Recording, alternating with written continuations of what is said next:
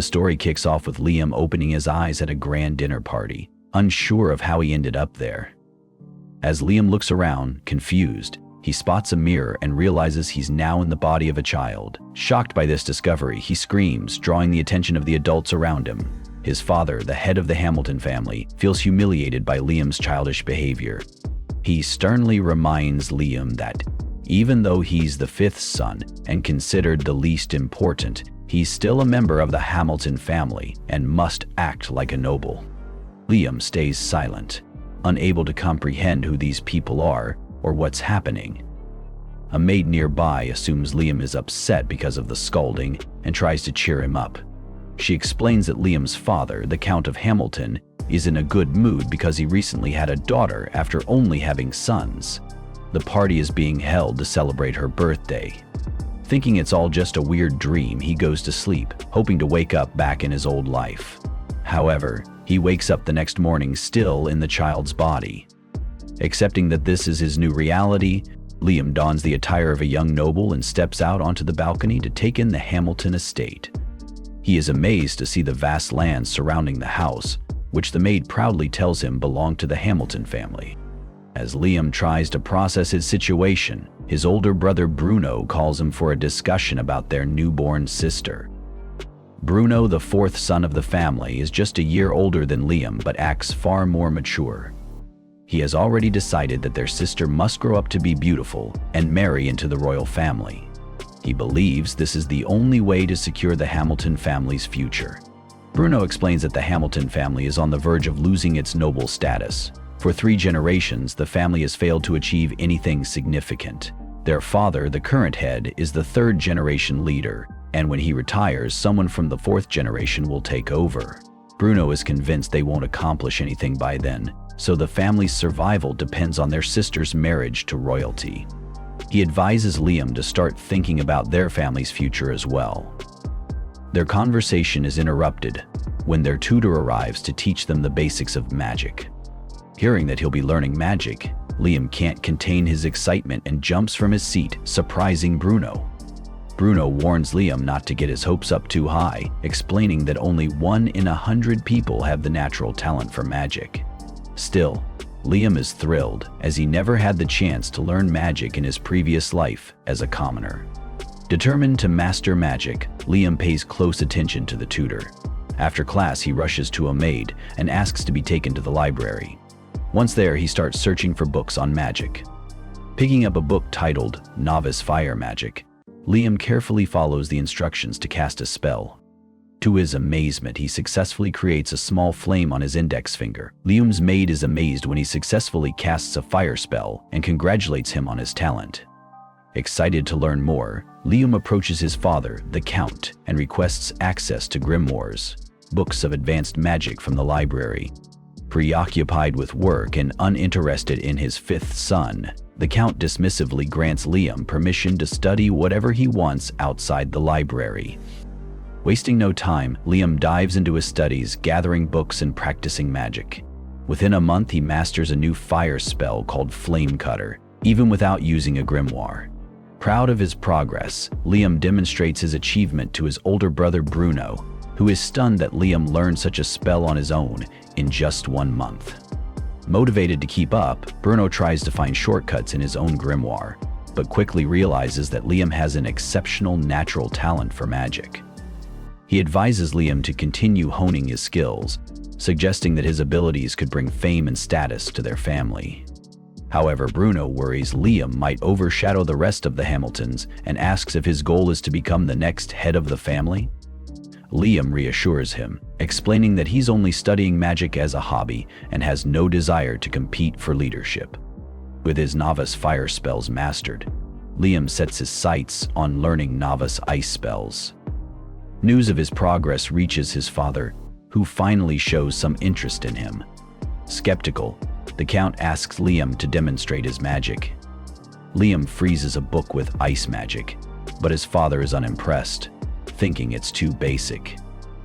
To prove himself, Liam reveals that he mastered all novice fire spells in just 1 month.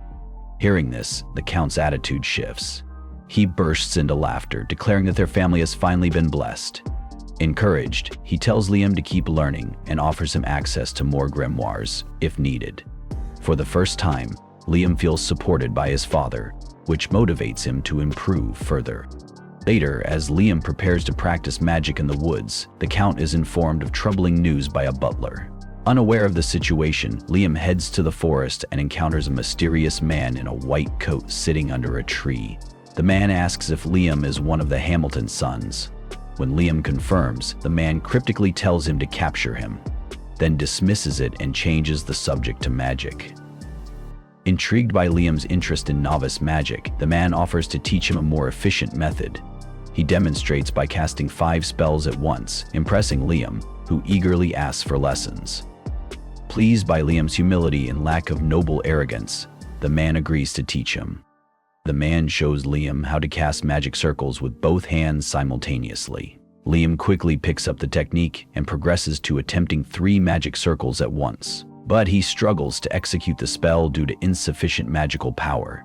Despite this, the man is highly impressed by Liam's talent. Then the man reveals that he can cast up to 16 spells at once. Regretting that he doesn't have more time to teach Liam, he gifts him a special ring. The ring, called a Magicpedia, is a magical artifact containing the knowledge of hundreds of grimoires, giving Liam access to a treasure trove of magical techniques. As Liam slips the mysterious ring onto his finger, a flood of magical spells flows into his mind, allowing him to learn and use them at will. He quickly masters a wind attack spell. However, just as he begins to grasp the ring's potential, the mysterious man disappears. Moments later, Liam's maid finds him and warns him about a suspicious intruder on the estate. She hands Liam a book on novice summoning magic from Mr. Hamilton, then heads back inside. To Liam's surprise, the man reappears, revealing he had merely hidden from the maid. The man explains he doesn't have much time left but wants to teach Liam one last spell. He asks Liam to pick a summoning spell from the book, and Liam selects a spell to summon a salamander, a low-level fire spirit. Following the man's guidance and using the ring, Liam successfully summons the salamander, but it's immediately absorbed into the ring. The man explains that the ring functions like an infinite grimoire, storing spells and techniques for future use. Understanding its value, Liam offers to return the ring, but the man brushes it off as nothing special, saying it merely saves the hassle of carrying heavy books. Liam continues experimenting with the summoning spells in the book, mastering them quickly. When he turns to thank the man, he finds him gone, leaving only a message on the ground. "Keep studying magic, and don't tell anyone about our meeting." Though their time together was brief, Liam considers the man his master and feels grateful for his teachings. A month passes and Liam combines his fire and summoning magic to create a functional furnace. Using this, he produces white charcoal and even manages to craft LaCroix crystals, which restore magical power. When Bruno visits and sees Liam's progress, including a bag full of LaCroix crystals, he is stunned by his younger brother's talent. Liam explains that he made the crystals by using 5 types of magic at once, showcasing his impressive skills. Bruno, proud but concerned, advises Liam to think about independence. He shares a piece of family history.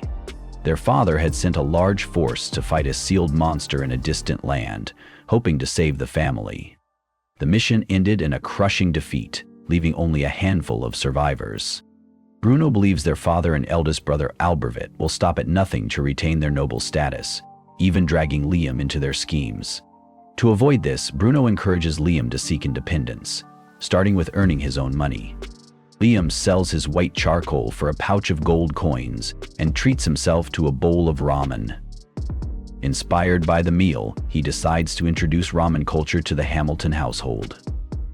Using an ice spirit, he dehydrates noodles to create instant ramen and teaches the family chef how to prepare it. Seeing its potential, Liam plans to turn instant ramen into a business. He pitches his idea to a local trader, but the trader refuses, explaining that only the family's eldest son, Albrevit, has the authority to conduct business. Frustrated, Liam leaves the shop, only to discover that Albrevit had been watching him from the shadows. Jealous of Liam's growing skills, Albrevet declares he will no longer allow his younger brother to act freely. Undeterred, Liam returns home and uses a spell from the ring to create a dimensional storage system for his goods. Determined to continue his work in secret, he uses an unconventional summoning spell to create a clone of himself. This duplicate will stay at the Hamilton mansion to keep up appearances while Liam ventures to the far lands to sell his goods and chase his ambitions. Liam arrives at the Hunters Guild on the advice of his eldest brother, Albrevet. As he steps inside, he notices the guild is just as lively and rough as he had heard. The hunters give him curious, mocking glances, wondering what a kid like him is doing there. Ignoring their comments, Liam confidently approaches a fierce-looking man, guessing he's the guildmaster. When Liam asks, the man confirms his identity and says Albrevet had informed him of Liam's visit. Before proceeding, the guildmaster decides to test Liam's abilities to place him in the appropriate rank. He asks Liam to cast an attack spell and even allows him to recite it slowly, assuming Liam is a beginner. Determined to prove himself, Liam doesn't hold back. He fires multiple magic blasts around the guildmaster's head with pinpoint accuracy, leaving the man in shock. The other hunters, watching in disbelief, are stunned by Liam's raw power. The guildmaster, though impressed, keeps his composure and places Liam in the B rank. As Liam leads the guild, he examines his B rank tag, wondering if it's good enough. While lost in thought, a cheerful girl named Asuna approaches him. Introducing herself, she suggests forming a party since hunting alone is dangerous. Flattered by her beauty, Liam quickly agrees. They shake hands to seal their partnership and set off together. While walking, Liam notices they didn't accept any hunting jobs from the guild. Asuna explains that only A-rank hunters and above can take official assignments. B-rank hunters like them must find monsters independently and bring their remains back to the guild for rewards. Before they can discuss further, a pack of monstrous werewolves ambushes them. With no escape, Asuna panics, but regains her courage when Liam uses magic to overwhelm the wolves by summoning self-growing magical objects into their mouths. The distraction leaves the wolves vulnerable, and Asuna delivers the finishing blows. After defeating 42 werewolves, they return to the guild, shocking the hunters and guildmaster with their accomplishment. The guildmaster is so impressed he offers them their first official mission, to hunt down a giant caterpillar monster threatening an important visitor's arrival. Excited about their first job, Asuna celebrates. But Liam is more concerned about the magical stones inside monsters that make them tougher to fight. When they face the caterpillar monster, they struggle to defeat it, exhausting themselves. Liam uses every spell he knows, but nothing works. Frustrated, he feels powerless, while Asuna grows disappointed that their first mission isn't going as planned. In the heat of the moment, Asuna jokes that it would take a meteor to kill the monster. Inspired, Liam devises a plan. He uses Asuna as bait to lure the caterpillar to an empty area, then summons a massive boulder from his item box to crush the creature. The strategy works, and they take down not just one, but 2 caterpillar monsters. When they return to the guild, carrying the defeated monsters, everyone is stunned. The guildmaster is amazed by their efficiency, while other hunters are left questioning their own skills. Asuna seizes the moment to negotiate a higher reward, arguing that their quick work saved the town from disaster. Impressed by her reasoning, the guildmaster agrees to pay 5 times the original reward, leaving Asuna thrilled while Liam remains indifferent. Later that day, the important visitor arrives. While the townsfolk greet him, Liam's eldest brother, Albrevet, approaches to commend Liam on his success. Albrevet encourages him to keep up the good work before leaving. Watching him go, Asuna assumes Albrevet is probably rude, and Liam agrees, noting that his brother has always treated him as a nuisance.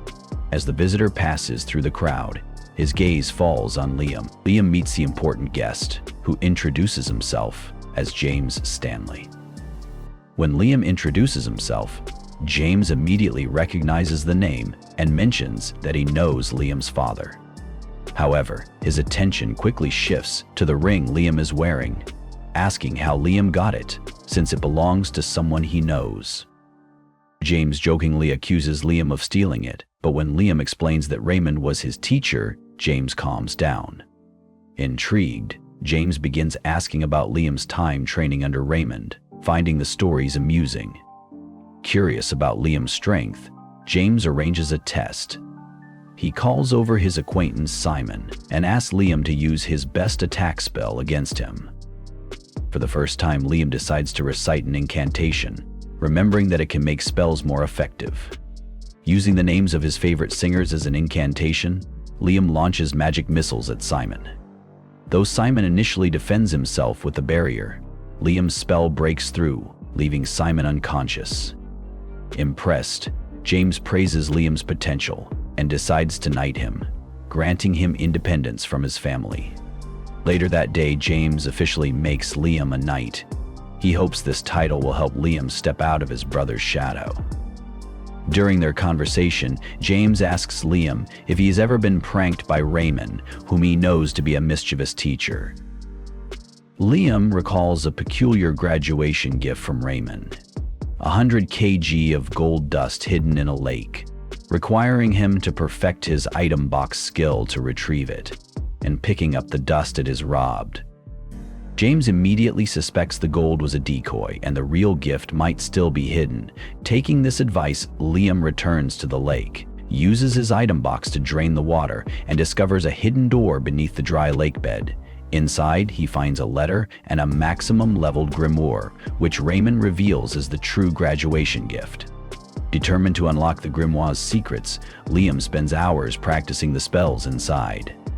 After much trial and error, he successfully casts a spell that creates a massive mirror.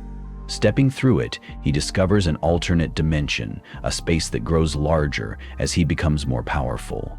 Unlike an item box, this space can hold living beings, opening up endless possibilities. A month later, Liam and Asuna face a giant frog monster. Liam's fire salamander spells prove useless, and the frog prepares a deadly lightning attack. In a desperate move, Liam uses his alternate dimension to protect himself and Asuna. Once the frog tires out, Asuna finishes it off. They take the magic stone back to the guild, impressing the guildmaster with their teamwork, though he gives most of the credit to Liam. This annoys Asuna, who wishes she could be as strong as Liam. The guildmaster suggests she become Liam's familiar, which would allow her powers to grow alongside his. Excited by the idea, Asuna agrees, even jokingly saying she wouldn't mind if Liam used the bond to boss her around. The guildmaster performs the ritual, and Asuna kisses the back of Liam's hand, sealing the contract. She instantly gains new powers, including incredible speed. Curious about the familiar contract's potential, Liam decides to test it on someone else. Asuna introduces him to Jody, who also becomes a familiar and gains healing abilities through cooking. Days later, James invites Liam to his mansion and informs him that Princess Scarlet is coming to town. He reveals that Liam's achievements have caught the princess's attention and she wishes to see his familiars demonstrate their abilities. Liam, however, refuses, saying it would be disrespectful to treat his friends as objects of spectacle. Unbeknownst to Liam, the princess has been disguised as a maid and overhears everything. She is confident that Liam wouldn't dare refuse her in person. If you've enjoyed this recap, let us know your thoughts on Liam's incredible journey and powers in the comments. Don't forget to like, subscribe, and stay tuned for the next episode. The next day, Liam is dropped off at Scarlet Sherry's mansion, realizing how important she is when he sees the army of guards stationed at her door. Inside the throne room, Scarlet skips pleasantries and immediately asks Liam how he managed to kill carnivorous caterpillars and a giant frog. Liam doesn't mind sharing and explains his methods. Scarlet is shocked and impressed. Someone defeating a giant frog without high-level magic is unheard of. She even checks with James Stanley, who confirms it's unusual since powerful magic is the go-to.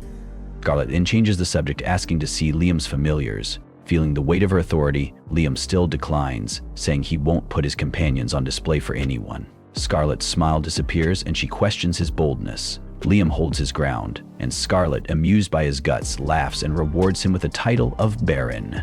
Liam is confused, saying he hasn't done anything to deserve it. Scarlet brushes it off, saying entertaining her twice is enough, and it's better than marrying him off to her daughter. She also hands him a familiar contract grimoire, which makes Liam ridiculously happy. Scarlet is intrigued by how much he values the book over the noble title.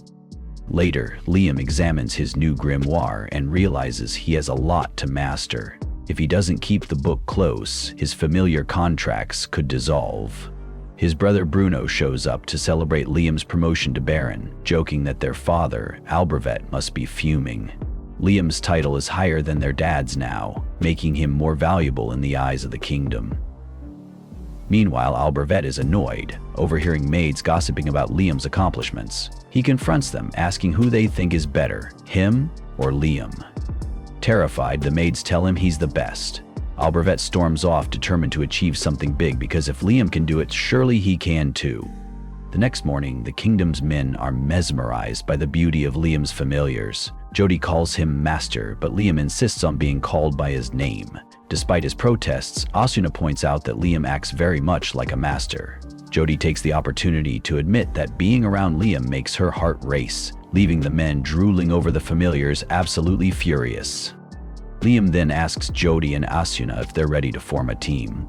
They agree, sealing the deal with a handshake. Later in the forest, Jody hits a wolf with an arrow, while Asuna takes down another with her sword. Liam compliments Asuna's improved movements, making her smile. Jody notices her vision has improved dramatically, which is a huge advantage for an archer. Hearing this, Liam casts a development spell on Jody, further enhancing her sight. Asuna asks for a similar upgrade, but Liam explains that boosting her attack power would strain her body. Like punching something so hard you break your own bones. Vision upgrades, however, are fine. Asuna happily agrees, and Jody tests her enhanced eyesight by landing an incredible long-distance shot. The familiars praise Liam for his magic skills, giving him all the credit. By late afternoon, the trio heads back to the Hunters Guild, only to stumble upon a commotion. Asuna asks a nearby man what's going on, and he explains that Albervet, Liam's older brother, messed up big time. Another voice chimes in, shouting that Albervet broke the seal but failed miserably afterward. Liam remembers his brother's smug warning to wait and see, so he figures this disaster is partly his fault and bolts out of the guild to fix things. In the forest, chaos is everywhere. Injured soldiers are being dragged out, and Liam spots his brother looking battered. When Liam approaches to check on him, Albervet freaks out, screaming that he won't fail. But the guildmaster smacks him on the back and orders him removed, saying he's done tolerating this pointless sibling rivalry. Liam steps up, insisting he's responsible for the mess, but the guildmaster shuts him down, saying it's not his fault. Asuna asks what's causing the chaos, and the guildmaster drops the bombshell. The demon dragon Reborn was sealed nearby. Liam's great-grandfather sealed the beast, but now the seal's broken. To make matters worse, Raiden's little dragon babies are causing havoc. The adult dragon is still regaining its strength and won't be at full power for a few weeks, but they need to reseal it before it wakes up fully. Suddenly, 3 dragon hatchlings appear next to their father, wreaking even more havoc. Asuna scoffs, thinking these dog-sized dragons are no big deal, and charges at one. Big mistake. The baby dragon spits fire, instantly melting a tree and making Asuna retreat real quick. Liam tries his 7 magic missiles, but the dragons easily counter with their fire. Realizing they're outmatched, Jody yells for everyone to retreat. Liam tells Asuna to grab Jody and sprint out of there while he stays behind. He pulls out his item box, summons his broom wire, and starts chanting, "Amelia, Amelia, Claudia." A portal to another world appears, and Liam hurls the dragons inside. Exhausted but alive, he collapses to catch his breath. The guildmaster approaches, impressed that Liam managed to deal with the Raiden Juniors. Meanwhile, kingdom mages arrive to start resealing the big dragon. Asuna and Jody return and ask Liam about the spell he used. Liam explains it's called Another World, a super tricky enchantment that creates an alternate space where living creatures can be trapped. He admits it's not perfect yet. Anything he traps eventually disappears on its own. Asuna praises his clever thinking, calling it a genius move. Suddenly, a voice booms out of nowhere, calling Liam the tiny human with a great soul. Before he knows it, Liam finds himself face to face with the demon dragon Raiden. Raiden, unimpressed by human labels, asks Liam about the great soul thing. Liam tries to play it cool, calling himself an ordinary human, but Raiden isn't buying it. He points out that Liam's body and soul don't align, hinting that he knows Liam is an adult stuck in a kid's body. Liam panics internally, but Raiden casually reads his thoughts. The dragon admits he doesn't know why Liam is like this, but finds his life fascinating. Raiden promises not to harm Liam and offers his strength to help him grow, but only just enough to make sure Liam earns his power through his own efforts. Liam didn't think twice before accepting Raiden's offer. The dragon didn't seem hostile, so why not? Raiden announced he'd be borrowing Liam's soul for a while and entered his body. Immediately after, Asuna pointed out something odd on Liam's hand. A red mark had appeared.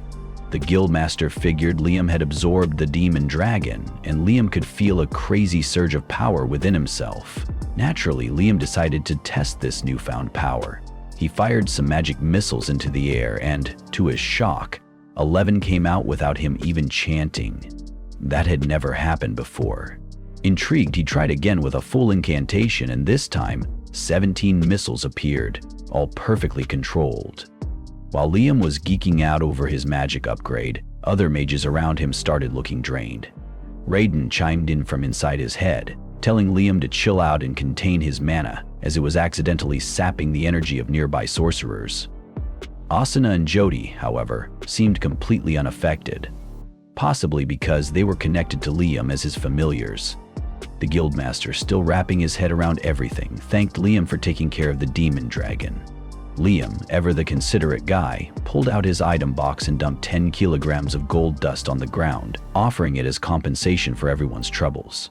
He made sure a big chunk of it went to those injured in the battle.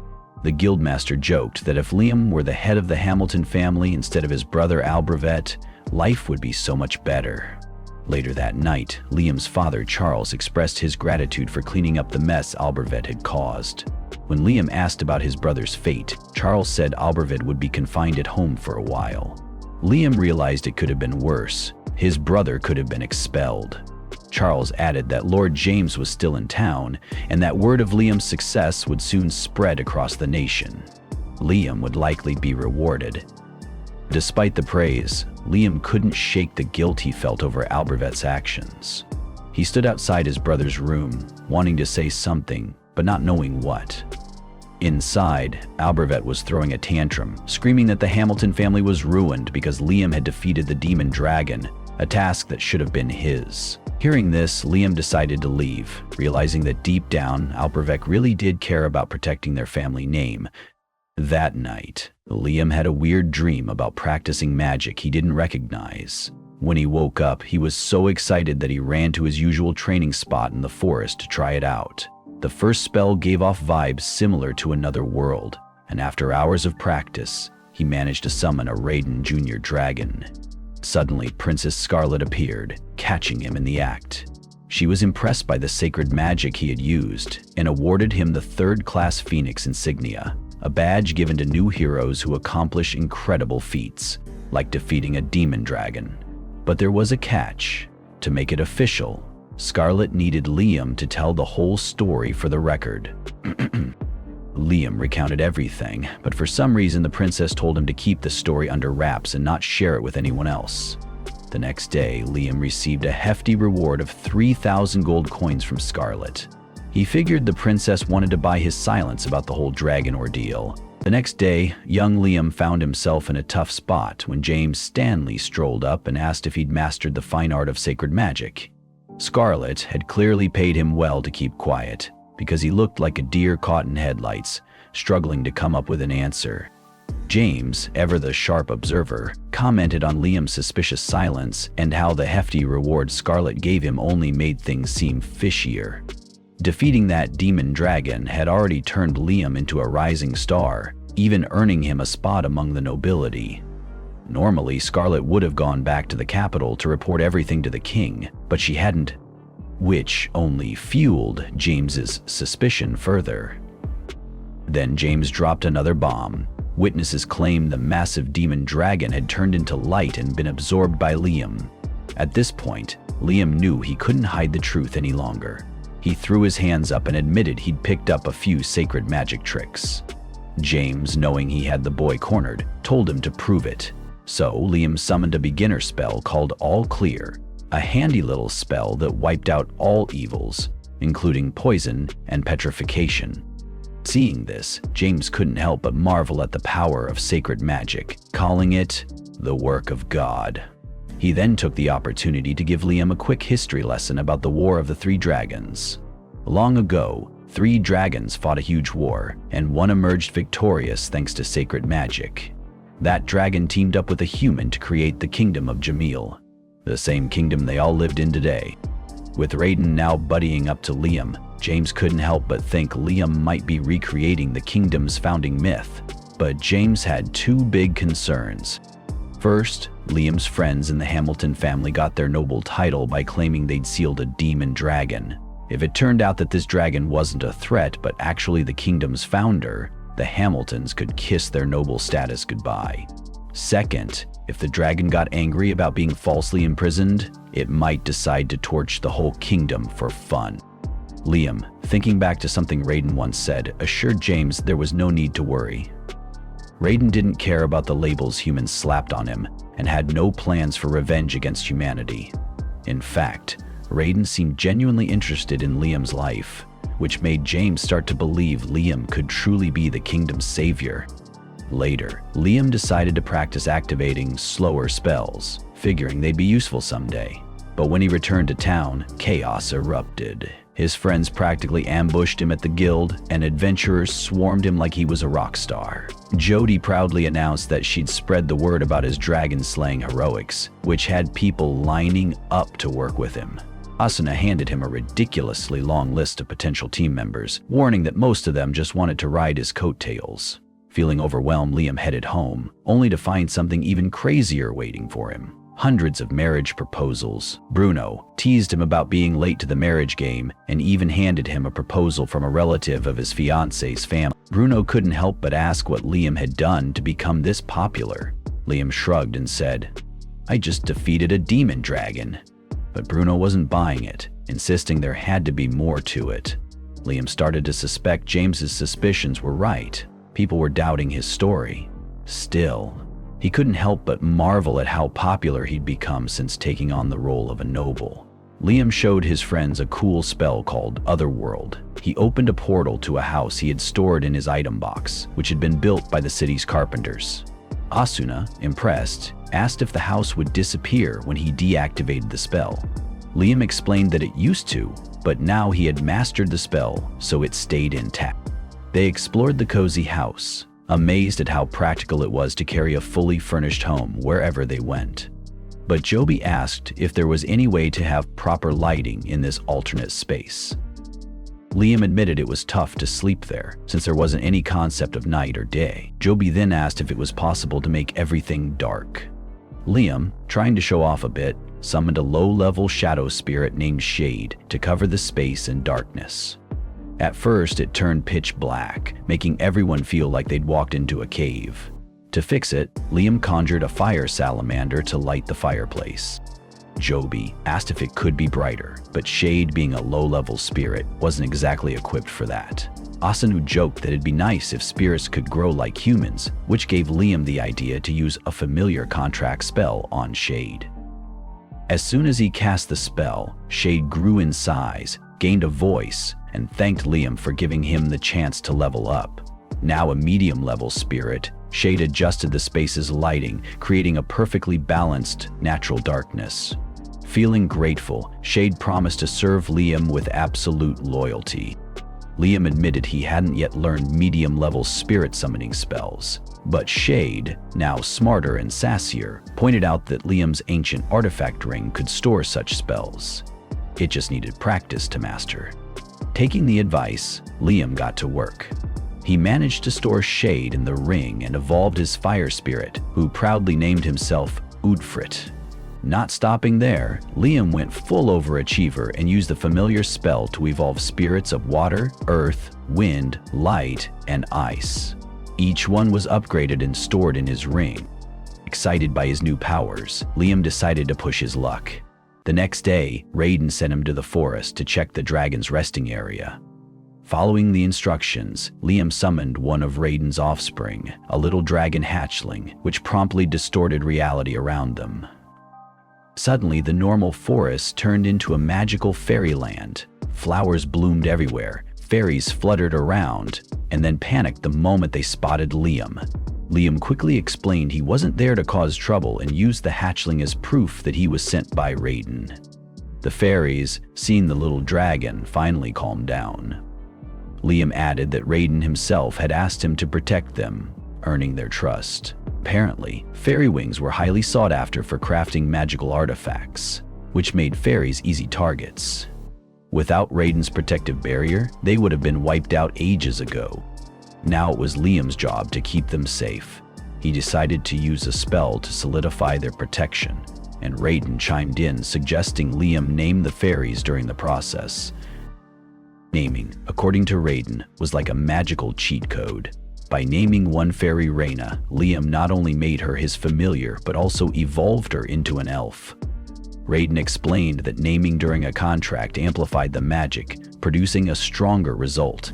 Taking the hint, Liam named all the fairies, evolving them into elves, who started calling him Lord Messenger. Reyna, now in charge, asked what they should do as his familiars. Liam, thinking on his feet, suggested they build a village to live in, appointing her as the village chief. The elves got to work, though their attempts at construction were, let's just say, not great. As Liam checked on their progress, he sensed mana coming from deeper in the forest. Following it, he found a glowing fruit on a tree. Reyna explained it was fairy nectar, a super concentrated form of mana that the fairies had gathered. Reyna encouraged Liam to eat it, and when he did, his mana was fully restored.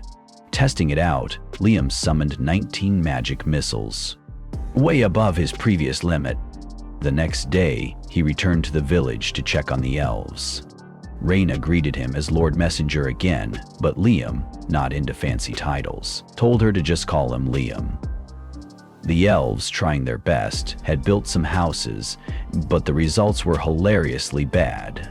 Because, surprise, none of them were carpenters. As they laughed at the lopsided homes, they heard a scream.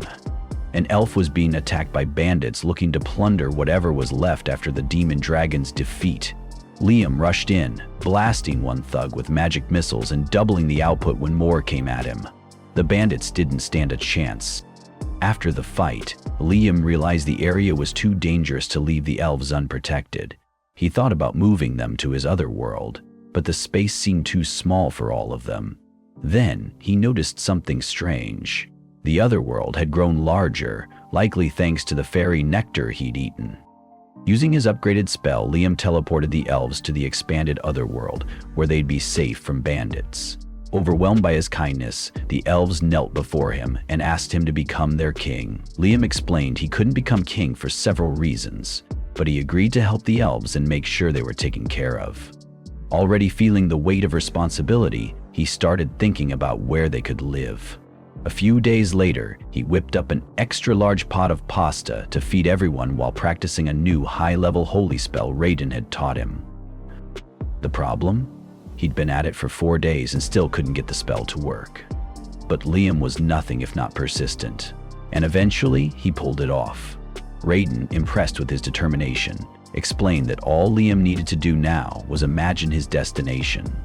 Liam confirmed his spell's accuracy by teleporting a copy of himself to the location. Then he got bold and teleported the entire elf group 100 kilometers away to a place called the Sealed Lands. When they arrived, Raiden told Liam to raise his hand with the crest, which broke the illusion seal. Suddenly, a stunning field appeared, perfect for founding a new nation with the elves. Before starting anything grand, though, they needed water. Liam summoned Windine, the water spirit, and used a familiar contract to evolve her powers. Windine, now upgraded, created a flowing river for the elves to build their lives around. Next, Liam worked on his Raiden Jr.'s summoning magic, reducing the activation time and using Lecro crystals to recover the mana he spent. He also trained extensively with teleportation until he finally mastered it, making it instant. Feeling pretty proud of himself, Liam left the Raiden Jr.'s to protect the elf village while he handled other business. Soon, Princess Scarlet paid him a visit. She wanted to know if the dragon had said anything about a promised land. Liam admitted that Raiden had mentioned the Sealed Lands, but nothing specific about humans. Scarlet wasn't satisfied and asked Liam to take her there. Liam agreed, but had a small favor to ask first. Enter Golak, the court engineer. Liam, ever the practical one, used a familiar contract to create a copy of Golak to help with building the elf village. Once that was sorted, Liam teleported Scarlet to the Sealed Lands. Scarlet thought it looked like Galar Valley, but Liam explained it wasn't. Raiden had cast a spell to make it appear that way. Scarlet, still convinced this was the promised land from legend, recalled the prophecy about humanity being saved from collapse and brought to paradise. She pulled out a royal relic called the Key of Destiny, a ring that accidentally activated and caused the land to levitate. With this discovery, Scarlet was sure they had found the promised land. She bowed to Liam, calling him the master of this paradise, and begged him to create a new nation, a utopia for everyone. And that's it for this episode. Thanks for watching. See you in the next video. The next day, Liam's territory was coming together thanks to a seasoned engineer from the royal court. Meanwhile, Liam was busy leveling up, now able to cast 17 magic missiles at once, along with a holy spear that caused major damage to enemies. With all this power, the young man easily cleared the area of monsters. Liam noticed Scarlet and asked, "What are you doing here?" Scarlet, impressed by his abilities, insisted he call her by her name, not Your Highness. After all, she was now his servant, not the other way around. Liam, ever the gentleman, said it was too grand for someone of her status. Scarlet, though, reminded him that dragon blood ran through her veins, and women from her bloodline often married royalty. She wanted to serve Raiden, the dragon god. Raiden then told Liam they needed to travel north for something Scarlet would love. They found a mysterious ruin with a guardian modeled after a god. Raiden explained that humans had to defeat it. Liam asked how, and Raiden said the secret was in the ancient language written on the guardian's head. If Liam erased one letter, the inscription would change to Obey.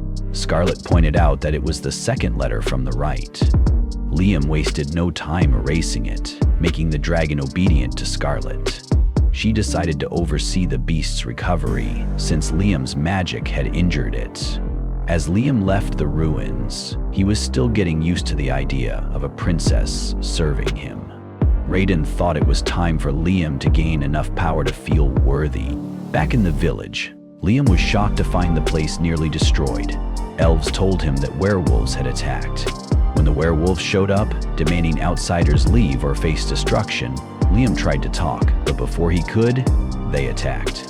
The werewolf leader lunged, but Liam dodged and used a shock spell to freeze the wolf. Liam tried to reason with them, summoning a mini Raiden for backup. The werewolves were stunned, knowing they were a clan that protected Raiden's followers. Realizing they had hurt the land of Raiden's people, they felt guilty. Raiden suggested the werewolves sign a loyalty contract with Liam. Liam didn't quite understand all of this, but agreed to continue the game. The werewolves agreed, and to everyone's surprise, their leader, Chris, turned out to be a woman when she evolved into a mix of human and wolf. With the werewolves joining the team, village construction sped up. Liam wanted to speed things up with magic, and Raiden taught him how to create his own spells. Liam got to work and invented a spell that made objects regenerate. The spell amazed the wolves, and Raiden praised Liam's creativity. Next, Liam focused on creating powerful spells, evolving his magic missiles into power missiles. Raiden urged him to keep building his nation so he could learn even more about the world. Curious, Liam asked Raiden who was the first person to create magic, and Raiden laughed, finding Liam amusing. Suddenly, Rhiannon burst in, announcing that humans were attacking the fairies. Liam rushed to the scene and found mounted knights demanding to know if Liam lived there. He remembered his responsibility and declared the area was his nation. The knights mocked him, but Liam sent them packing with his 17 power missiles. He demanded they never return. On his way back, Liam learned the fairies were seeking protection after their village had been attacked. So, Liam made contracts with the fairies, getting a lot of new help for his village. Back at his home, Scarlet identified the helmet of a knight Liam had defeated. It belonged to the Duchy of Palta, one of the bordering regions. This could mean more soldiers would come from there. Scarlet insisted they needed a nation with land, population, and power. Liam already had land and a growing population, but power was still something to work on. Chris promised to protect the territory, while Scarlett told Liam to keep driving away invaders. It was better to be on their side than their enemy. However, just after this meeting, something unexpected happened that turned everything upside down. So, Marcus from Jamil, a noble guy named Leonardo Berkeley, rolls in with some big news. The king, Lorenzo Toussaint, wants to make an alliance with Liam, and if Liam agrees, the king's offering up Princess Scarlett as his bride. Liam's not exactly sure how to react, so he quickly whips up a telepathy spell and checks with Scarlett. He tells her not to freak out, but he wants her opinion on this whole marriage proposal thing. Scarlett, one, says, why not? Even if their intentions aren't pure, just marrying her would give them a solid 6 months to figure things out. Liam agrees, but asks for a year to build up his nation and prove to the king of Jamil that he's making the right call. Leonardo heads off to let the king know, and Liam's next move is a bit wild. He teleports to Scarlett's mansion in the royal capital, which, according to him, is even fancier than Hamilton's. He had asked Scarlett to bring his illusion there first, and the illusion does its job, bringing the real Liam along and disappearing once he's safely inside. Scarlett arrives and wonders if the Liam before her is the real deal. After some confirmation, she welcomes him. As they approach the entrance, Liam picks up on a faint presence. It's Raiden, or rather, a trace of his power. He asks if anything here could date back to the time of the dragon god. Scarlett leads him to a chapel dedicated to Raiden, where there's a statue that's been passed down through her family. Raiden then speaks up and asks Liam to cast the all-clear spell on the statue. Liam does, and the statue suddenly turns into light, entering Scarlett's body, giving her the power to summon a holy spear. However, the magic takes a toll, and she collapses, utterly drained. Raiden explains that what she's just experienced is a magical armor he created, a super powerful suit that can let humans wield the dragon god's power. This one's called the Golden Armor, and it's the most powerful of the 3 armors Raiden made. Too bad the other 2 were lost in the war. Liam, not satisfied with just hearing about it, wants to know how to make one. Raiden tells him they need high mithril, and luckily for Liam, Scarlett has some on hand. They get to work, and soon they create a new armor. Scarlett has to form a contract with the statue by spilling some of her blood on it, and when she does, the magic armor envelops her. Now feeling a lot stronger, Scarlett tests out her new powers by launching a holy arrow, which totally wrecks some trees. Raiden explains that high-level magical artifacts are like living creatures, similar to demon swords and fairy blades. Intrigued, Liam decides to create a familiar contract with the armor, naming it Ares, the war commander. Now feeling even more powerful, Scarlett decides to throw a holy spear in the yard, and yep, more trees are obliterated. Raiden mentions that during the 3 Dragons War he had made a similar artifact, the Guardian Raiden, but never thought to make it a familiar. Liam's like, hey, can I try something with the Guardian? Raiden agrees, so Liam heads to the statue, does a little blood ritual, and bam, he seals the deal with the Guardian and equips it as armor. The result? Liam is absolutely overflowing with power, summoning 37 magical projectiles at once. However, the armor burns through all his mana and reverts back to being a statue. Raiden shares that Liam is the 3rd person to survive donning this armor, and the 1st to cast a spell while wearing it. Seeing Liam's potential, Raiden's pretty convinced that, with this kid's abilities, the entire world could soon be his to control. That's it for this episode. Thanks for watching. Liam told the princess he'd be heading back to the village while she stayed in the royal capital to keep an eye on things in the Promised Land. With a flick of his magic, he teleported himself home and sent Scarlett back to the capital in the same way. Because hey, magic makes travel a breeze. Back in the village, the people were working hard, but still had smiles on their faces. The first phase of construction was complete, which was great news. But Reina, the ever-helpful fairy, had more updates. There were trolls nearby. Big, 3-meter-tall mountains of muscle. Some trolls were peaceful, but these ones? Not so much. And with humans moving closer, a fight seemed inevitable. Reina suggested recruiting them for the upcoming war, and Liam, always up for a challenge, asked where to find them. A quick teleport later, Liam stood in a barren land that had once been lush and green. He picked up an iron ore stone, noting that while the place looked dead, it was full of hidden treasures. Before he could explore further, a group of trolls appeared, glaring at him like he was an unwanted salesman at their front door. Liam wasted no time and got straight to the point. He was building a nation and wanted them to join. The troll leader, however, had trust issues. Humans, he claimed, were nothing but trouble, and he wasn't interested. Liam tried to reason with him, mentioning that the fairies and werewolves were already on board, but the chief wasn't in the mood for small talk. Instead, he slammed his club into the ground, creating a crater that nearly turned Liam into a pancake. Dodging for his life, Liam quickly realized that this troll wasn't just strong, he was legendary. And unfortunately, running around like a headless chicken wasn't a long-term strategy. Just as he was about to make a move, his foot got caught in a crevice. The troll chief smirked, knowing he had lured Liam into a trap. With a massive swing, the club came down, and for a moment, it seemed like the fight was over. But nope. Liam emerged from the rubble, his guardian raid armor glowing, completely unharmed. The troll chief looked stunned, but that wasn't the worst of it. As he glanced around, he realized he had accidentally injured his own allies in his reckless attempt to crush Liam. And to make matters worse, Liam admitted that he had intentionally not dodged the last attack. He wanted to protect the other trolls. This left the troll chief speechless. Maybe humans weren't all liars after all. Seeing Liam's kindness, he agreed to listen. Meanwhile, Liam was starting to think these trolls weren't as violent as Raina had warned. They just had trust issues. Like a cat that's been tricked into a vet visit one too many times. The chief wanted to know why Liam was so interested in them. Liam explained that the village was growing and that trolls could play a crucial role. More importantly, if they stayed isolated, humans would eventually invade and the trolls wouldn't stand a chance. Liam didn't want that to happen.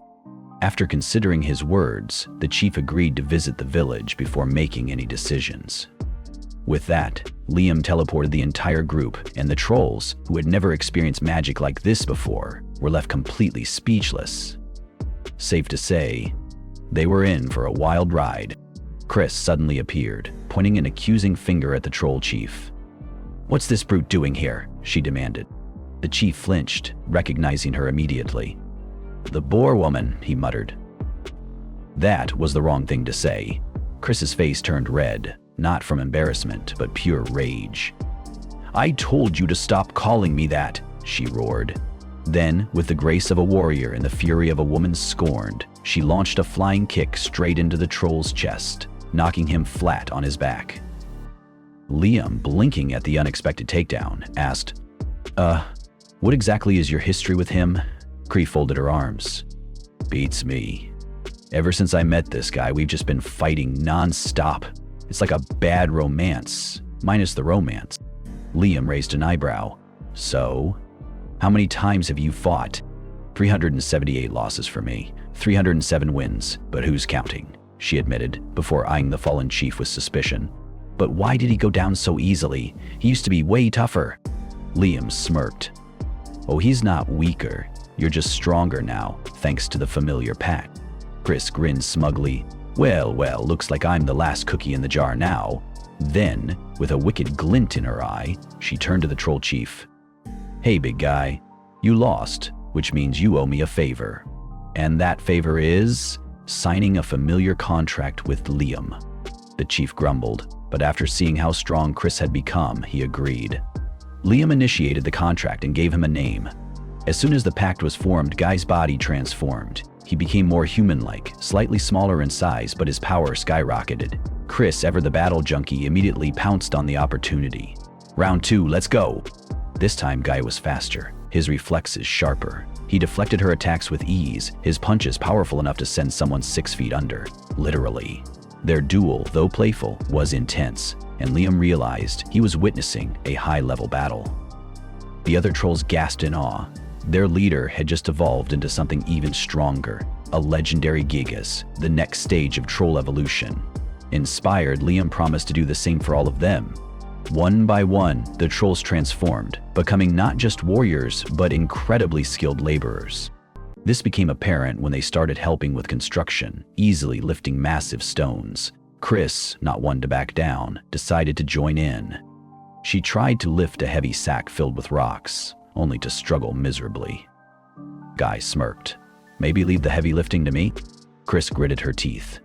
I don't need your help. And then the sack tipped, nearly crushing her. Sighing, Guy caught it effortlessly and set it aside. Chris, red-faced, snapped, "Don't think you've won just because of this," before storming off in embarrassment. Later, after transporting loads of stone to the village, the patrol chief asked Liam what he planned to do with it all. Liam explained that he wanted to extract metals, summoning Gnome and Salamander to help melt the rocks in a forge. Soon, they had gold, copper, silver, and a massive supply of iron. Unfortunately, there was barely any mithril. Raiden, watching Liam's frustration, chuckled. Mithril's hard to find, kid. Better luck next time." But Liam wasn't discouraged. "I'll find another way." Raiden smirked. "Oh? And if you fail?" Liam shrugged. "Failure's just part of the process. You mess up, you try again. That's how magic works." Hearing that, the dragon let out a deep, amused laugh. "You're a strange one, kid." With that, Liam instructed Salamander to melt the iron while Gnome shaped a mold. The real work was about to begin. After finishing up, Liam channeled Raiden's power into the mold. He remembered how Scarlet's armor got a serious power boost after getting a name, so he figured, why not try the same with iron armor? He decided to name it Apollo, after the sun. Because hey, a strong name might just make the armor stronger too. After all, every name he had given in the village seemed to influence how the beings evolved. Sure enough, the result was a magical iron armor, and even Raiden had to admit the kid was onto something. Watching Liam experiment like this was turning out to be pretty entertaining for the old dragon. Later that afternoon, Liam sat down and racked his brain for more powerful names, since he couldn't use the same one twice. Raiden, ever the know-it-all, pointed out that naming things was a basic spell that any human could use. Liam figured that's exactly why repeating a name would probably make it lose its magic. By the next day, after a full-blown brainstorming session, Liam managed to create 15 more magic armors, distributing them among 5 elves, 5 werewolves, and 5 gigas. During the first training session, Guy and Chris immediately started brawling again. Watching them go at it, Liam smirked and suggested they should be put on the same team. If they loved each other so much, why not turn their rivalry into motivation?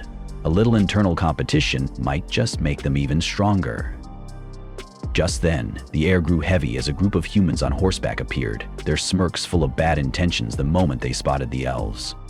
Without hesitation, the men charged forward, clearly planning to capture and sell them on the black market. But Rena stayed calm. She whispered something to Mina, who nodded and stepped forward, slowly approaching the men. The bandits assumed she was surrendering, until Mina's fist introduced itself to their leader's face, sending him flying. She followed up with a beautiful takedown, knocking down several of his lackeys like they were bowling pins. Liam watched with pride. The elves, who had once been defenseless, were now warriors capable of protecting themselves, and with these magic armors, they were practically unstoppable. However, just as he was admiring the scene, the bandit leader sneaked up behind him and pressed a knife to his throat. Guy, Chris, and Reyna took one look at the situation and just sighed in relief. The bandit leader blinked, confused. Why the hell weren't these monsters panicking? Before he could figure it out, Liam casually shot a power missile down the man's throat, ending him instantly. The remaining bandits, now thoroughly terrified, turned tail and ran for their lives. After the big win, Liam stepped into the other world and summoned a whole squad of Celsius spirits. His order?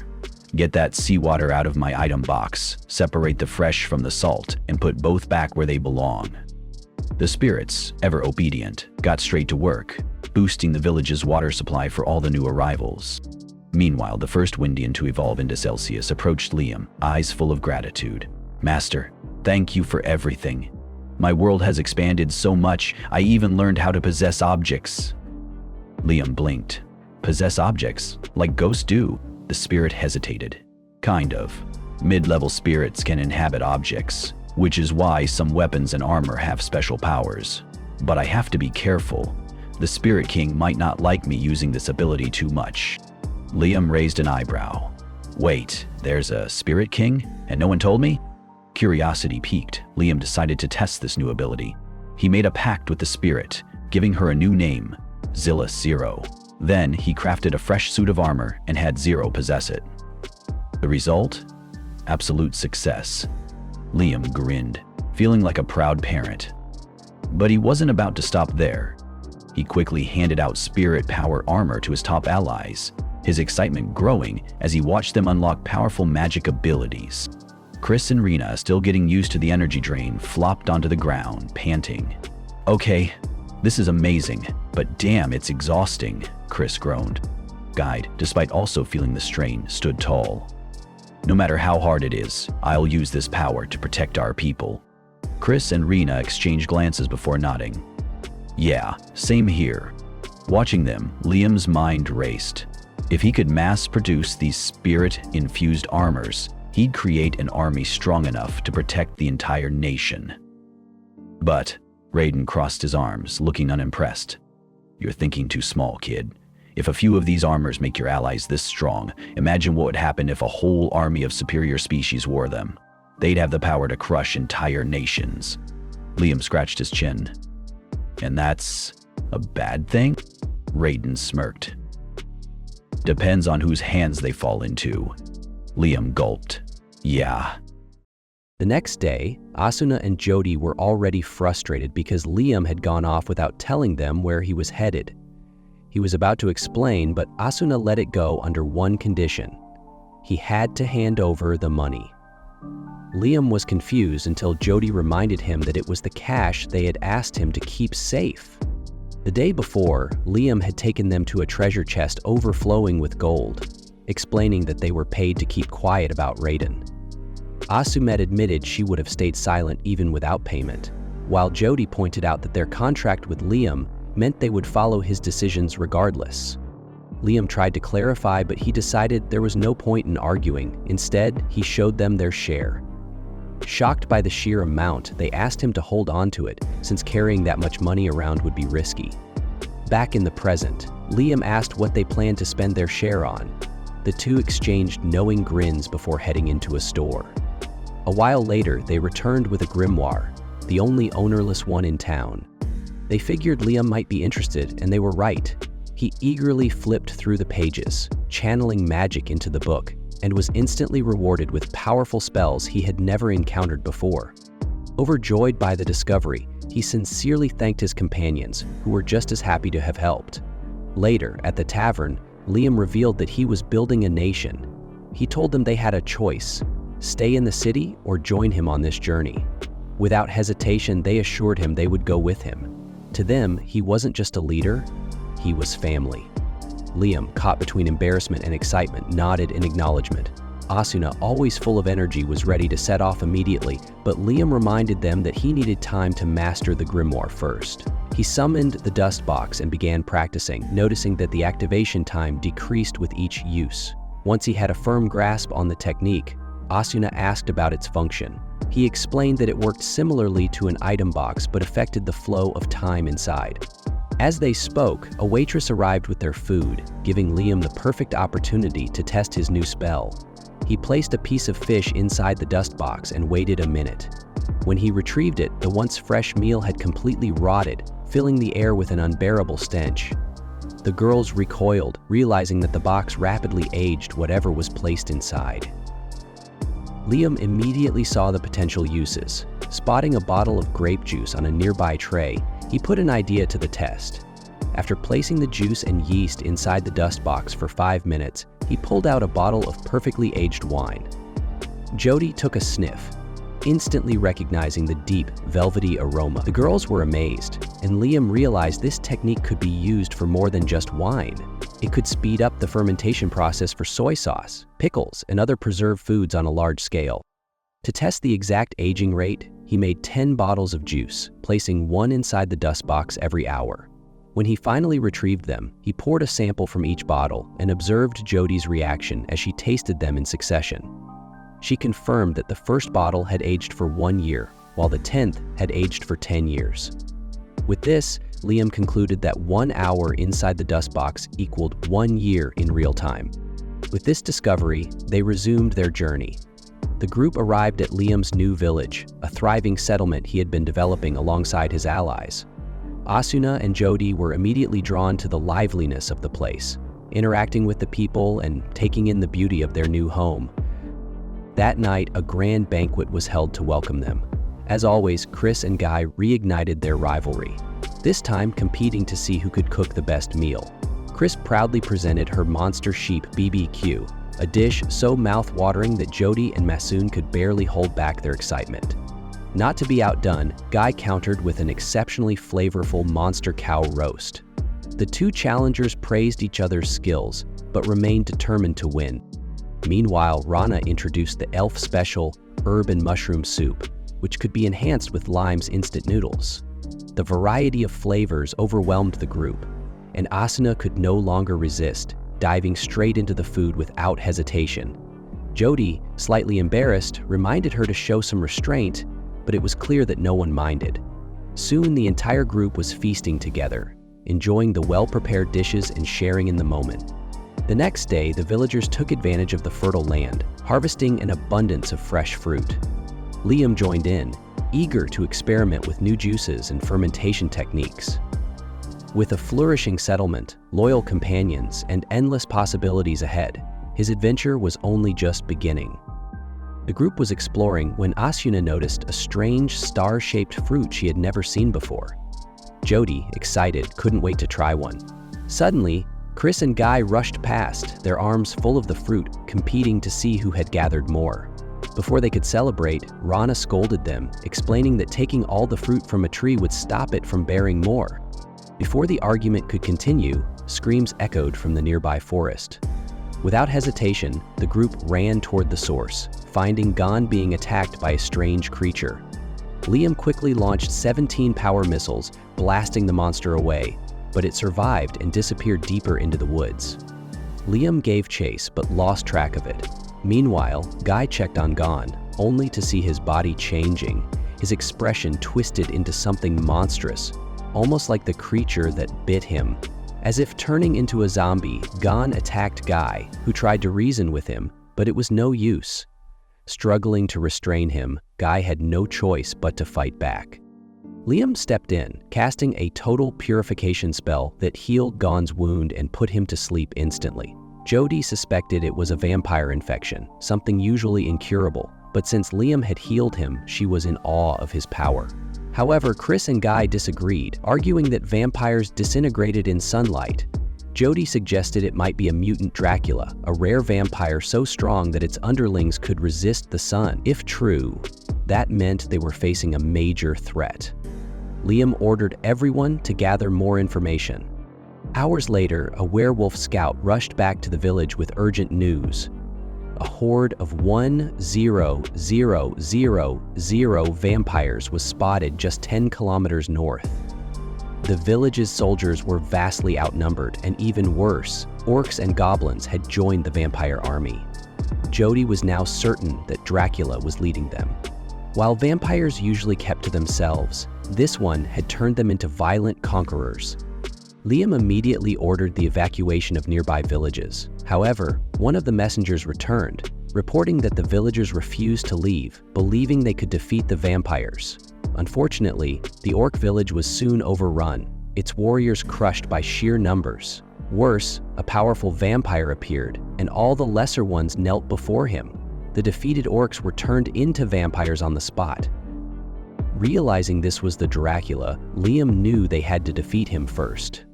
As night fell, a small squad of 5 villagers prepared to face the approaching horde. Donning magic armor and special gear, ran a cast waterfall to flood the battlefield, followed by explosive attacks from Chris and Guy.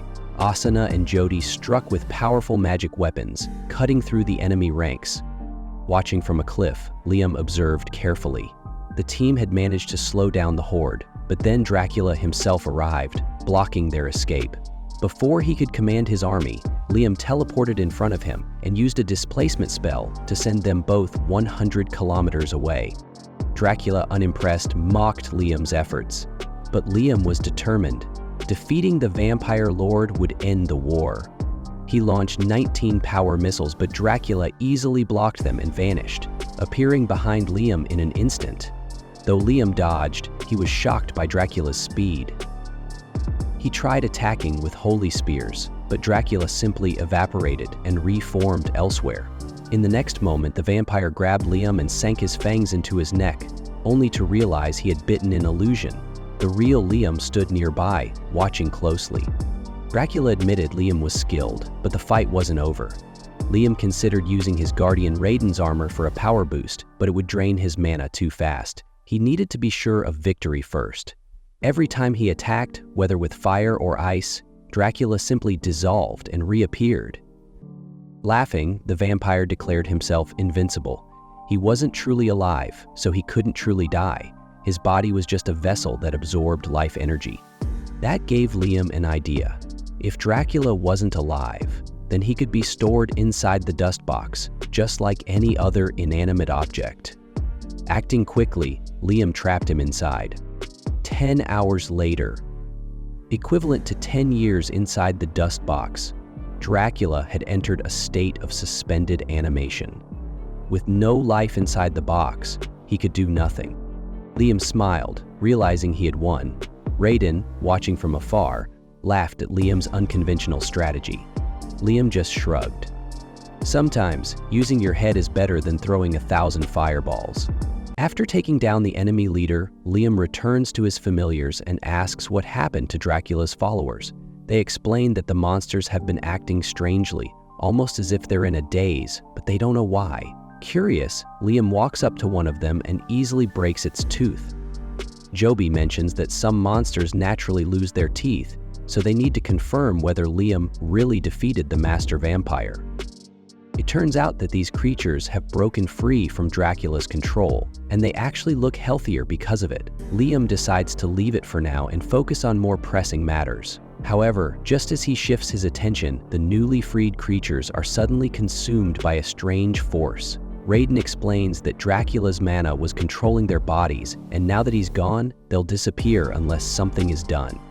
Thinking quickly, Liam remembers using the Clean Sweep spell on Gon, a sacred magic that heals all ailments. He casts it on the first monster, and it immediately stops burning. Encouraged, he uses it again and again, freeing each creature from the blue flames surrounding them. But before he can relax, all the monsters suddenly revert to their suffering state, leaving him horrified. Raiden reminds Liam of their earlier conversation. Sometimes, using one large spell is better than casting the same magic over and over. Keeping this in mind, Liam summons Guardian Raiden, equips his magical armor, and transforms Clean Sweep into an area spell. With one powerful move, he finally purges Dracula's mana from every creature. With their curse lifted, the humans and demi-humans who were turned into monsters return to their original forms. Exhausted from the battle, Liam faints. When he wakes up an hour later, Asuna is there and he asks about the others who were affected by Dracula's mana. His familiars show him the saved beings, all of whom are relieved and happy. They also tell him that during the purification, he was glowing with light and even regenerated those who were about to vanish. At that moment, Chris rushes in, worried about his master. Liam assures him that he's fine, he just used too much mana. Rina soon arrives as well, and Liam gives an order to gather the remaining vampires. Not the ones who were forcibly turned, but those who were vampires from the start. His officers obey, and when they return, Liam is shocked to see only a handful of them left out of the original 1,0,0,0,0, who had been preparing for war. One vampire steps forward, asking Liam to spare the others and take out his anger on him instead. But Liam clarifies that he doesn't intend to kill anyone. He understands that they were under Dracula's control and wants to give them a new option. He offers them a place in the village he's building, but with two conditions. First, they must follow his commands, and second, they must not create internal conflicts. Other than that, they are free to live as they please. The vampires, surprised by the offer, eagerly accept. However, there's one problem. Without Dracula's power, they can no longer withstand sunlight. To fix this, Liam modifies the familiar contract spell, creating a new version called High Familiar. This new spell allows the vampires to exist under the sun without turning to ash. Their leader is given the name Alucard and evolves into a noble vampire, immune to sunlight. 4 days after the battle, Liam returns to Dracula's former location only to find that after 100 hours, the vampire lord has completely vanished. Meanwhile, in a distant mansion, Marcus Leonardo Berkeley receives news that Dracula was defeated by a single human. Unlike his subordinate who is panicking, Berkeley remains calm. The real concern isn't Dracula's fall, it's the boy who defeated him.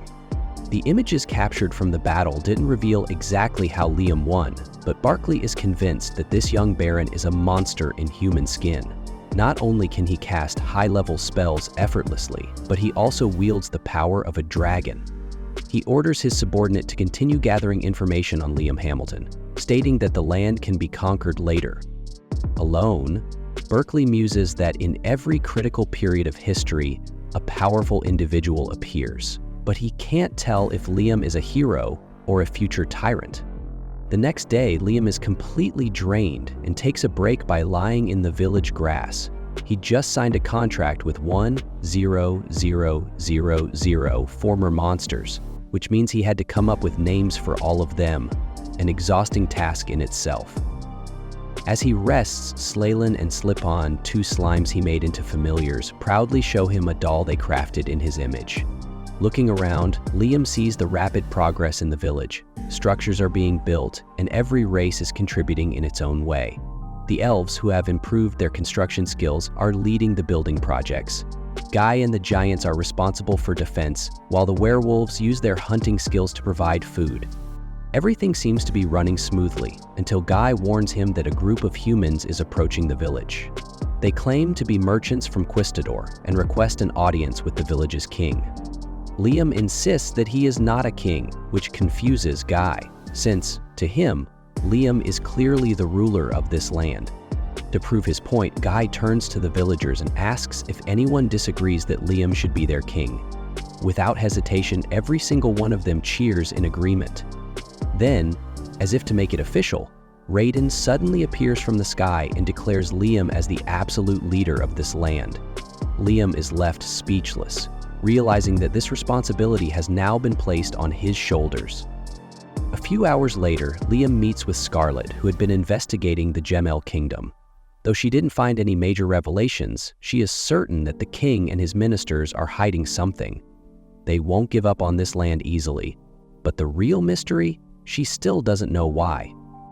Liam turns to Raiden and asks if he knows anything, but the dragon stays silent. That's when it hits Liam. Whatever's going on must have something to do with humans. Scarlet suggests it might be so trivial that the dragon god doesn't even care, but Liam figures that just knowing the Gemel Kingdom won't give up the land easily is enough for now. He then asks Scarlet if she'll join him, but she wants to keep investigating a bit longer. Before leaving, Liam promises to come back to see her, making her blush. Back in the village, Liam asks Raiden again if he knows something. Since the dragon god never lies, there must be a reason for his silence. Raiden, noticing how much Liam has matured, asks if he truly understands what it means to be a guardian, like Guardian Raiden. Liam assumes it just means being a protector, but he isn't sure what exactly he's supposed to protect. Without answering, Raiden teleports Liam to a hidden chamber with strange symbols covering the walls. The dragon tells him to pour his mana into the room. Since Liam leveled up a lot after his last battle, he should have enough mana to do it now. Liam follows the instructions, and suddenly, a hidden passage opens in the floor, revealing a stairway leading underground. As he descends, Liam feels something familiar, just like when he discovered Magicopaya. That's when he realizes this place must hold another ancient artifact. Raiden confirms his guess, explaining that the markings on the wall are remnants of ancient knowledge. In fact, this whole place is an artifact, storing ancient and forbidden spells. Dragons, much like crows, collect treasures, and this is one of their hoards. The spell on the wall is just the first of many. As Liam's mana grows, more seals will break, unlocking even greater magic. Raiden adds that Liam is the first human in centuries to break one of these seals. Excited, Liam absorbs the spell from the wall. It's a process similar to how grimoires or Magipedia work. Eager to test it out, he immediately tries casting 19 spells at once, but nothing happens. The spells appear as bubbles and then vanish. Confused, he tries again, only for the same thing to happen. Raiden explains that Liam's mana is being cancelled out, Before the dragon can elaborate, Liam keeps testing different spells, but they all fail. That's when he realizes this place must have a magic canceling effect that prevents the use of old spells. When Raiden confirms his suspicion, Liam decides to experiment further. He picks up a rock from outside and tosses it at one of the bubbles. Nothing. Then he tries hitting it with a magic missile and the bubble splits into two. Now he understands. Physical attacks do nothing, but magic makes the bubbles multiply. Raiden tells him this is all part of the challenge. The trick is to solve the puzzle and master the spell. Since Liam can activate multiple spells at once, he should use one line to cast the ancient spell and the rest to disrupt the bubbles. It's slow but effective. Liam, however, thinks there's a better way. He summons his clone with a contract invocation. While Liam focuses on casting the old spell, his clone launches power missiles to destroy the multiplying bubbles. The strategy works, and after an hour, Liam successfully masters the ancient spell. Even Raiden is impressed by how quickly he figured it out. Stepping outside, Liam wants to test his new power. He summons his item box and drops a massive rock onto his clone. The clone counters by activating the newly learned spell, Shield of Absolute Strength. The rock shatters, but the shield disappears after blocking just one attack. Liam realizes that while it can stop a single powerful hit, it won't work against rapid attacks or magic. To test its limits, he has his clones throw multiple stones at him. He activates the shield, and each time a new barrier forms to block an attack.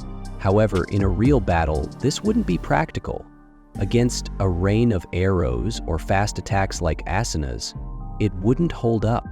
Raiden then reveals that the next floor holds the absolute magic shield, but Liam needs to level up more to access it. However, Liam thinks he might be able to break the seal now by using magic instead of physical strength. He visualizes every possible spell line, mentally testing each step to find a way to manipulate causality itself. After carefully calculating the process, he successfully unlocks the absolute magic shield, something no human has done in centuries.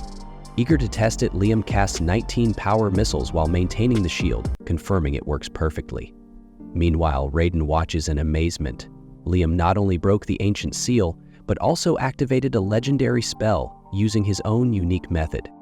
Later, while standing next to Shade, the shadow spirit, Liam seems to be acting strangely. Raiden asks what he's doing, and Liam explains he's training his senses to detect mana. Raiden assumes this is to help him use both physical and magical barriers effectively. Liam agrees but adds that instead of just using both at once, he wants to find the most efficient way to utilize them. The next day, Osano arrived in a hurry and informed Liam that Guy needed to see him immediately in the 17th district. As Liam moved, he realized the city had been divided into different zones. Using his power, he teleported to Guy's location and noticed a long line of people. When he asked about it, Guy explained that these people had come from Balta with something important to discuss. They specifically wanted to meet Liam. The request caught Liam off guard, but he reminded himself that, as the leader now, this was something he had to get used to. When he asked who was representing them, Guy pointed to a man near a carriage. The man introduced himself as X-Blast and expressed his honor in meeting Liam. X-Blast quickly revealed his purpose. He had come on behalf of His Highness with a marriage proposal. He wanted Liam to marry Princess Flora. The proposal surprised Liam, especially since there had been previous talks about his engagement to Princess Scarlet. However, X-Blast dismissed that as unofficial and emphasized that this proposal was immediate. As he signaled to the carriage, Princess Flora stepped out. Flora was presented as ready for marriage, but Liam found the entire situation unusual. Instead of giving an answer right away, he invited them into the city to discuss the matter further. X-Blast took this as acceptance, but Liam made it clear he had not agreed to anything yet. Even as he spoke, an unsettling feeling crept over him. Sensing danger, Liam cast a protective spell. Almost immediately, Radon, the dragon, warned him that an explosion had been set off. Had Liam reacted any later, Flora would have been killed right in front of him. Realizing the attack was planned by someone unfamiliar with the city, Liam searched for X-Blast, suspecting him, but he had already disappeared. With no time to waste, Liam ordered Guy to protect Flora with the soldiers while he handled the situation. He teleported to Scarlett's house, where he learned from the maid that she was in the bath. Deciding to wait, he prepared himself for what was coming next. Once Scarlett was ready, they returned to the city together. She was shocked by what had happened. After introducing Flora and explaining where she was from, Scarlett immediately expressed suspicion. She had never heard of a Princess Flora before. When Liam told her that X-Blast had brought Flora and proposed marriage, her reaction became even more serious. She recognized X-Blast as the right-hand man of the principality, known for covert operations. Liam explained what had happened after he accepted the proposal, how a suicidal monster appeared beside Flora and exploded. Scarlett concluded that this was all part of a larger plan. The goal was to use marriage to lure him into the land of monsters and assassinate him. As Flora regained consciousness, Scarlett examined her and discovered a birthmark that confirmed an important detail. She was not officially recognized by the Grand Duke. When Liam asked how Scarlett knew this, she explained that secret child inspections were sometimes conducted when necessary. Flora, still disoriented, initially thought she had died. Liam assured her that he had saved her, but she quickly became afraid for his safety. She warned him to stay away, fearing she would bring him harm. She revealed that she was cursed and believed that if she didn't die from the explosion, the curse would eventually kill her. Scarlett recognized this as another layer of the plot against Liam. Despite Flora's warning, Liam took action. He removed the curse with his magic, leaving Flora in disbelief. She had been told the curse was unbreakable, but Scarlett reminded her that Liam possessed sacred magic, making the impossible. Flora then explained the nature of the curse. Anyone afflicted by it would eventually turn into a giant monster and follow the will of the one who cast it. Reborn identified this as a method used by ghouls, which prompted Liam to recall an ancient figure, Dracula, realizing that the pieces of the mystery were beginning to fit together. When Liam asked if the principality had taken any hostages, Flora said they had not. With that, Liam decided that she should stay with them to avoid further harm. Later, Liam and Scarlett discussed the situation privately. Scarlett was frustrated, believing that the neighboring countries were underestimating Liam. She warned him that he was now a target and needed to make a statement. Instead of turning to war, she suggested issuing a national currency as a display of strength. Liam was initially skeptical, but Scarlett showed him a magical combat shield, explaining that it was crafted with incredible precision. This led her to believe that Liam could create something just as significant, a currency that would reflect the power of his state. She presented 3 coins, one of which was crystal clear while the others were less refined. She explained that the original was crafted with high skill, while the replicas were mass-produced, demonstrating a nation's strength through its craftsmanship. Liam realized that if he could create high-quality coins, it would serve as a more effective show of power than war. Determined, he agreed, this was how he would prove his strength. Liam worked on crafting metal coins and finished them in no time. Scarlett picked one up, inspecting it closely before nodding in approval. She said the quality was pure and suggested he also make copper coins, explaining that they needed to be made from a mix of copper and tin. She mentioned that in Jamil they used 65% copper for their currency, which kept the coins strong while ensuring fair trade. To test things further, Liam used his magic to create silver coins, which left Scarlett in awe. She examined them and confirmed that he had achieved a perfect 50% purity, something no one else in the world could do with such precision. Meanwhile, Asano and Judy took the new coins to a local bank. When they presented them to an employee, he was immediately curious about their origin. Asano asked if he was familiar with Liam's kingdom, and the employee nodded, saying that all traders knew about it. Asano then informed him that this would be the new currency and asked about its exchange rate. The employee was shocked by the quality, saying it was purer than Jamil's silver coins. When Judy handed him a copper version, he was equally amazed. He questioned its composition, and Bassano clarified that it contained only 50% copper. The employee admitted that if all the coins were of this quality, they would easily surpass Jamil's currency in value. Back at the palace, Liam sat with a letter from the Hunters Guild. The moment he opened it, he felt a wave of boredom wash over him.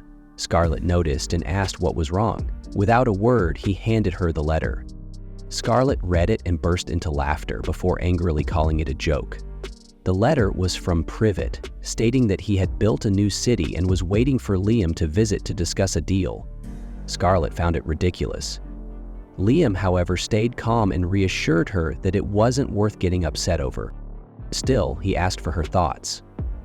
Scarlet didn't hold back. She told him that Privet wasn't even the head of his family, so he had no real authority. If the request had come from the family leader, then maybe it would be worth considering, but since it was just Privet, Liam should simply ignore it. At that moment, Liam's brother Bruno arrived with a formal request.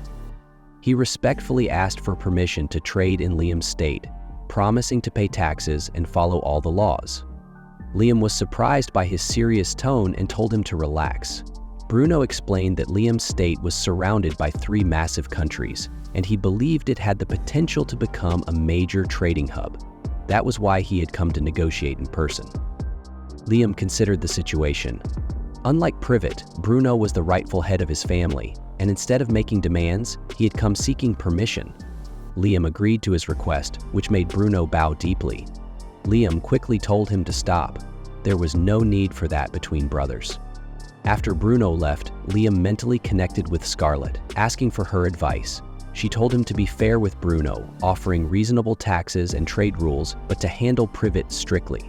She reminded him that kings should reward sincerity and eliminate those who tried to take advantage of them. Scarlet also noted that Bruno was a good man, despite his young age. She believed that his struggles had shaped him into a responsible leader, making up for the mistakes of his older brother. Reborn chimed in, saying that leadership often shaped a person's character. He explained that Bruno had gone from a wealthy family to leading a struggling household, which forced him to grow. Liam wasn't fully convinced, pointing out that some people simply inherited power without effort. Reborn agreed, but mentioned that he had once suggested to King Jamil that nobles should be stripped of their titles every 3 days to keep them in check. Liam was shocked by this idea. Scarlet, on the other hand, was delighted, saying it was a great system since some nobles abused their positions. Reborn told Liam that his leadership instincts were developing.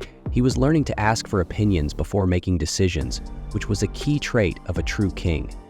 Then Reborn brought up an important question. Could Liam channel magical energy into his own body? Liam admitted he could, but only slightly. Reborn encouraged him to go further. As Liam concentrated, a glow surrounded him, and suddenly, a small girl appeared before him. Confused, Liam asked who she was. The girl simply replied, "It's me." He was stunned. "Radon?" he asked. She dismissed his shock and told him to pay attention. Then, without casting any spells, she started moving at an incredible speed, jumping around effortlessly. Liam quickly realized what she was doing. Instead of relying on traditional spells, she was enhancing her body with raw magical energy. He attempted to copy her technique, trying to strengthen his legs. He leaped, but the jump was weak, and he fell back to the ground. She smirked, telling him he had impressed her. She then gave him a task. He had to channel his energy into 5 specific areas of his body, distributing it strategically. Once he succeeded, his overall power increased by 10%. She then introduced a more complex exercise, forcing him to allocate magic unevenly across different limbs. Liam was fascinated. "This is fun, but insanely difficult," he admitted. She expected him to struggle, but was surprised by how quickly he adapted. As he practiced, he realized that mastering this technique would allow him to drastically increase the number of spells he could cast at once. He tested his control by launching multiple magic missiles and theorized that, with this ability, he could fight even against users of absolute magic. The girl confirmed that he was thinking along the right lines. She then revealed that she had planned to train him to overcome 2 more major obstacles. But seeing how naturally gifted he was, she was willing to push him even further. Liam grinned. He knew this was just the beginning. That's it for this episode. Thanks for watching my recaps.